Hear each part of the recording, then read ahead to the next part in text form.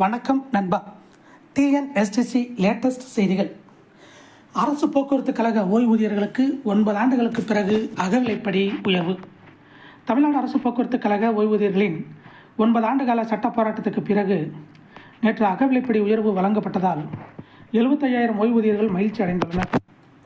தமிழக அரசு போக்குவரத்து கழகத்தில் 2015 நவம்பர் மாதம் முதல் ஓய்வு பெற்றவர்களுக்கு 6 மாதங்களுக்கு ஒரு முறை வழங்கப்படும் அகவிலைப்படி உயர்வு நிறுத்தி வைக்கப்பட்டுள்ளதை எதிர்த்து போக்குவரத்து கழக ஓய்வூதியர்கள் பல்வேறு போராட்டங்களை நடத்தினர்.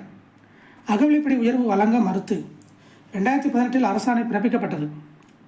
இதை எதிர்த்து போக்குவரத்து கழக ஓய்வூதியர்கள் சங்கம் சார்பில் தொடரப்பட்ட வழக்கை விசாரித்த சென்னை உயர்நீதிமன்றம் தமிழக அரசின் அரசாணையை ரத்து செய்து 2022 உத்தரவிட்டது. இதை எதிர்த்து உச்சநீதிமன்றத்தில் தமிழக அரசு மேல்முறையீடு செய்தது.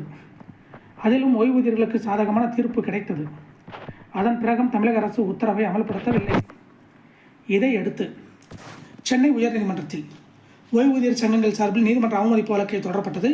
இந்த வழக்கை விசாரித்த உயர்நீதிமன்றம் 2014 பிறகு ஓய்வு பெற்ற போக்குவரத்து கழக ஊழியர்களுக்கு 9% அதற்கு முன் ஓய்வு பெற்ற ஊழியர்களுக்கு 27% அகவிலைப்படி வழங்குமாறு அண்மையில் உத்தரவிட்டது. இந்நிலையில் போக்குவரத்து கழக ஓய்வூதியர்களுக்கு நேற்று அகவிலைப்படி உயர்வுடன் ஓய்வூதியம் வரவு வைக்கப்பட்டது. இதனால் ஓய்வூதியர்கள் மகிழ்ச்சி அடைந்துள்ளனர். 75,000 ஓய்வூதியர்கள் பலன். ஓய்வு பெற்ற போக்குவரத்து கழக ஊழியர் சங்கத்தினர் கூறும்போது, அகவிலைப்படி உயர்வு வழங்கியுள்ளதால் 75,000 ஓய்வூதியர் பயனடைவர். இடைப்பட்ட 9 ஆண்டுகளில் 15,000 ஊழியர்கள் அகவிலைப்படி உயர்வு பெறாமலேயே உயிரிழந்து விட்டனர். இந்த அகவிலைப்படி உயர்வால் ஒவ்வொரு ஓய்வூதியரும் ரூபாய் 1,400 முதல் ரூபாய் 2,900 வரை கூடுதலாக பெறுவார்கள். நீதிமன்ற தீர்ப்பின்படி நிலுவைத் தொகையையும் விரைந்து வழங்க அரசு நடவடிக்கை எடுக்க வேண்டும் என்றார். இதே போன்ற போக்குவரத்து துறை அப்டேட்டுகளை உடனுக்குடன் தெரிந்து கொள்ளலாம். சப்ஸ்கிரைப் பண்ணுங்கள், ஷேர் பண்ணுங்கள், லைக் பண்ணுங்கள். நன்றி, வணக்கம்.